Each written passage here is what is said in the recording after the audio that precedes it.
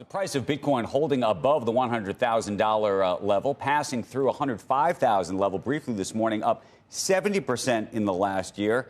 Joining us right now is Josh D'Agostino. He's the head of strategy at Coinbase Institutional. And we've been talking about the movement in Bitcoin, which has been pretty volatile. We were down in what was the low of 74, 73?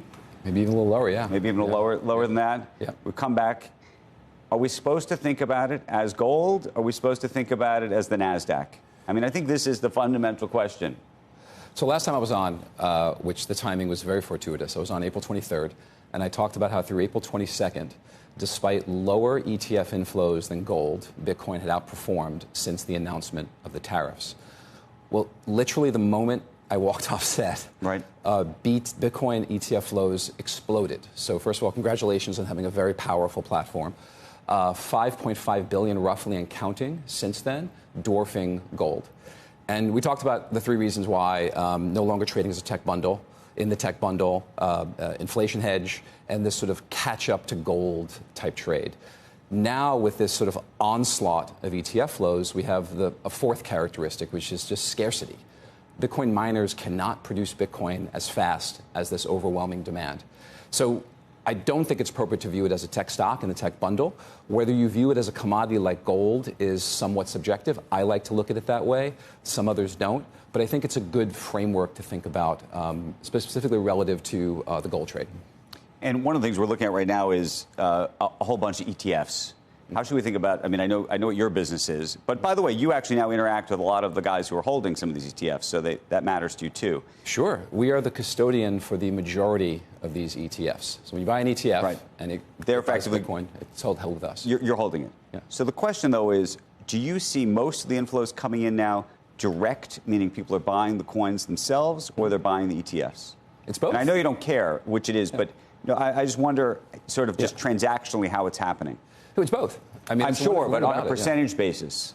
So based on this onslaught of inflows, I don't have the percentage number for you right now. It's probably going to be the overwhelming majority is going to be ETFs, but I don't have exact data. The one important thing to remember about these ETF inflows, not just the surge we've seen recently, but since the beginning, because it's been an absolutely phenomenally performing ETF. And this is a very important point that's overlooked.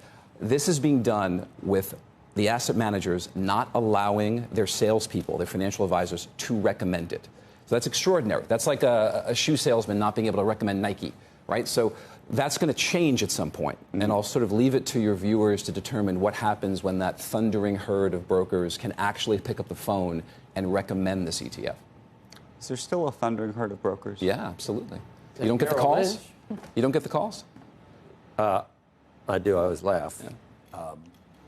Yeah, but that's a thundering herd. Yeah. No, don't you laugh when you get a call? It's like I don't get that phone. I think now people are on their phone. They get maybe they get a text message or something. I don't know. Because I'm always just as close to saying, "Don't you know who I am?" And I just can't get that out. I can't get those words out. Thank God. I know, but if someone calls and says hi, and has no idea, it's like, what are you watching in the morning? Let me ask you a separate question. Mm-hmm. Outside of Bitcoin, we're all Bitcoin, everybody here is Bitcoin crazy because most people, if they're into crypto, they're really into Bitcoin. What do you make of these other currencies and how should we think about that?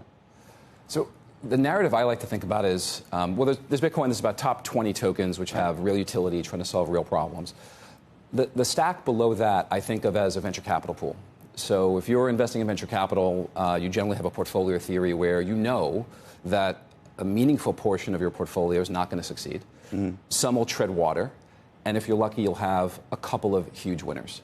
I think thinking about crypto that way is a good narrative because it's fairly easy to create a coin. People create coins for fun. They create coins to solve business problems. They create coins to solve social problems. So I think if you view it as a venture capital portfolio, you can risk adjust it appropriately. Wanted to ask you, there's been a whole bunch of headlines in the last, call it 72 hours, about the Trump family and their crypto holdings. Mm-hmm. I'm sure you've seen that. I can't tell whether you think, well, I doubt that there's going to be more regulation around crypto, but I wonder whether you think these kinds of stories raise that question in some kind of other way for you. Well, I don't know if I agree that there won't be more regulation because we've been pushing for clearer regulation. So I think what we'll see is more law, more clear law and more clear guidelines. So yeah, no, I think that's beneficial for everyone. Other countries have leapfrogged us by producing clear guidelines. You start with a law, and then you produce the regulation, and then you enforce it. So I do think, and I hope, that we see good stuff coming out of government. Do you think there should be insider trading laws for Bitcoin? I personally think there should be. I think that people who trade these assets should follow the same rules. But there are no insider trading laws around crypto right now. What's inside information look like? I guess. So I'm not sure like, that's. yeah. I'm not sure that's right. I think if there are, so I think people should follow the same rules as trading traditional assets. For stocks or other things like Correct. that. Yes. Right. Yeah. But it's like insider trading on gold or bonds or something. It's weird. It's not. It's different than companies. Be tough to prove. Yeah. It's different than companies, but Yeah. But if you were in Congress and you knew there was going to be legislation, correct. That's that, what. That would be so how do you feel about that? Yeah. How do I feel about what? Sorry. Congress trading.